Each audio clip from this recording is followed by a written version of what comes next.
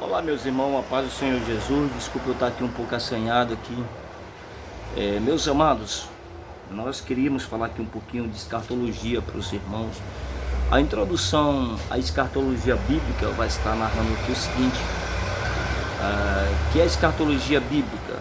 O que é uma escatologia bíblica? É o estudo, né, dos eventos proféticos futuros, ou os acontecimentos futuros, coisas já estão acontecendo e vão continuar acontecendo, conforme Apocalipse, né, o capítulo 1 e versículo 1. As coisas que em brevemente devem acontecer. A escatologia é parte integrante da pregação do Evangelho.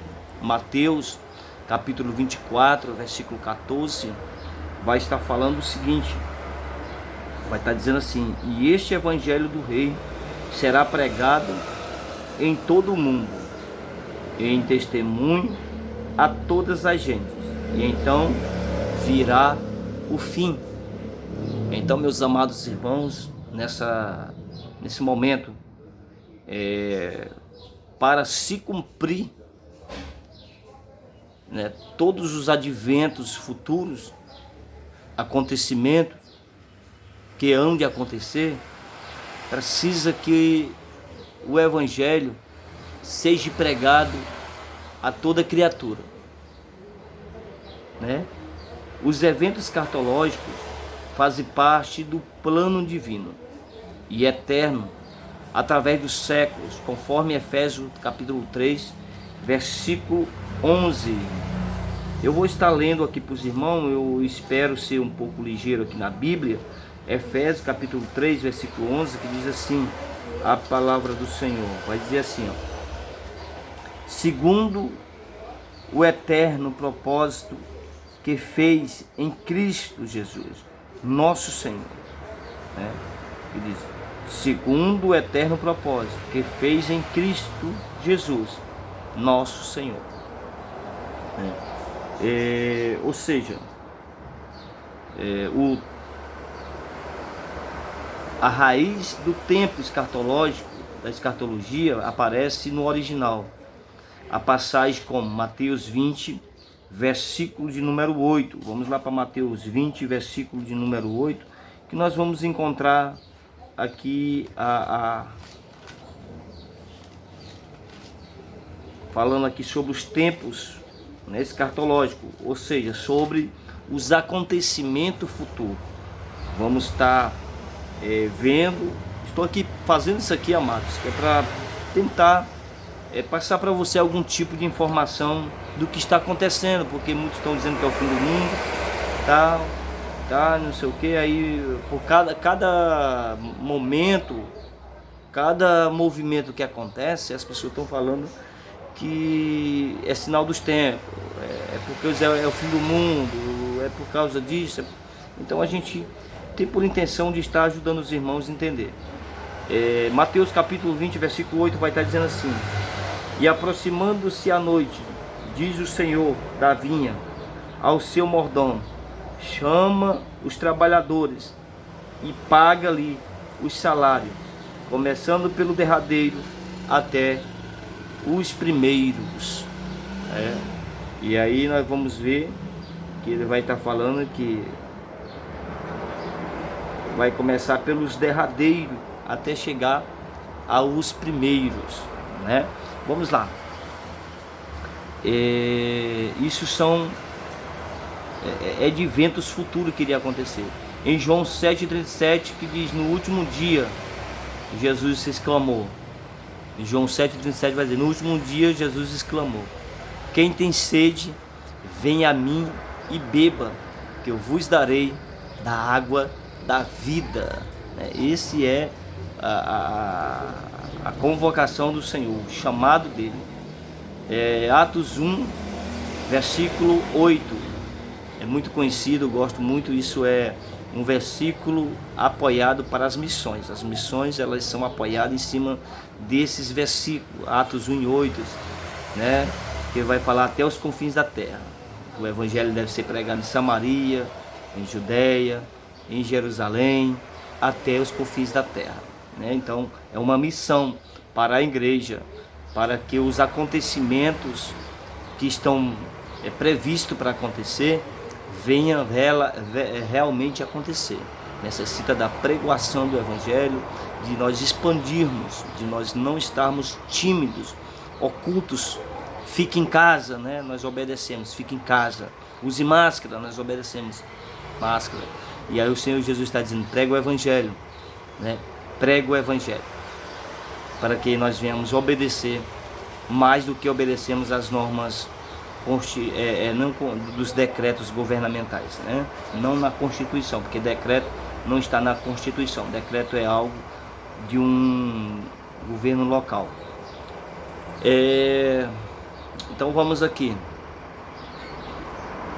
Também Atos 2:17 vai estar falando nos últimos dias, tudo vai retratando-se os acontecimentos que iria acontecer nos últimos dias. Apocalipse 22, versículo 13. Apocalipse 22, verso 13, vai estar falando os primeiros serão os derradeiros, né? A escatologia não deve ser o primeiro assunto bíblico a ser estudado por alguém. Ver mais sobre este particular nas máximas páginas ou nas próximas páginas, né?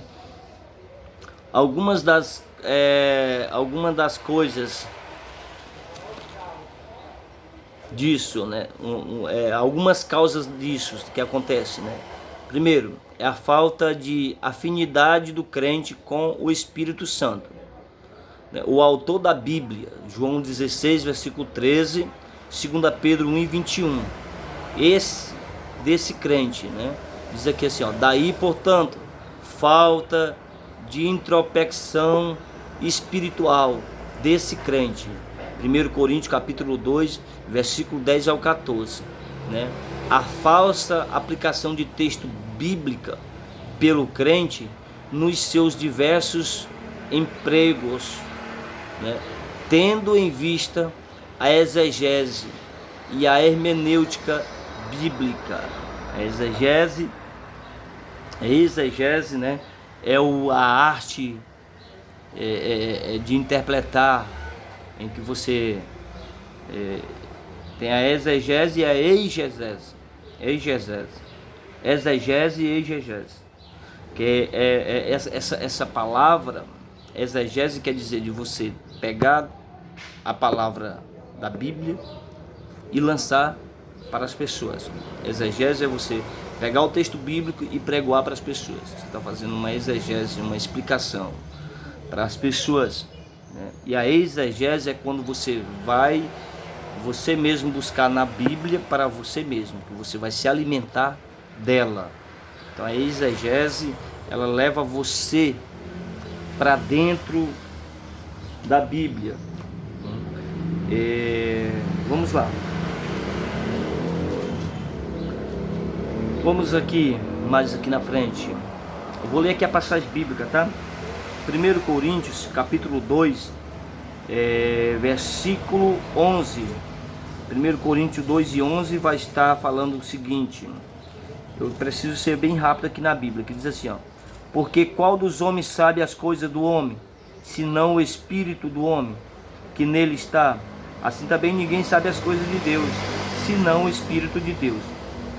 Mas não recebeste o Espírito do mundo, mas o Espírito que provém de Deus, para que pudesse conhecer o que nos é dado gratuitamente por Deus. Então, estamos vendo aqui, meus amados, que a Bíblia está falando que ninguém pode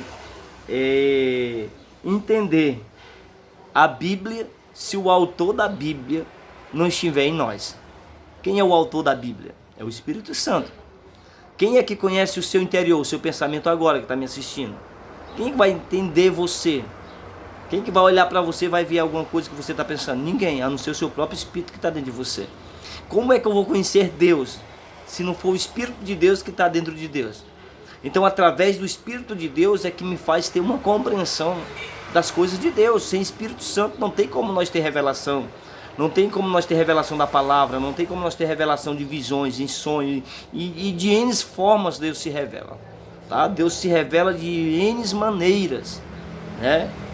A questão é como está a nossa capacidade de enxergar. Estamos sendo iluminados pela a lâmpada do Espírito. O Espírito Santo está clareando o nosso entendimento, o nosso discernimento, para perceber os acontecimentos, né? Os acontecimentos atuais. Então chega mais ou menos por aí, tá? Estou aqui estamos me aproximando aqui do clamor do meu dia, ainda é 10 e pouco, né? Aí eu estou aqui fazendo esses vídeos para estar ajudando a igreja, interagindo com você. A gente não está tendo culto presente. Eu espero que você tenha paciência de assistir, tá? Esses vídeos, tá bom? Deus abençoe, em nome de Jesus.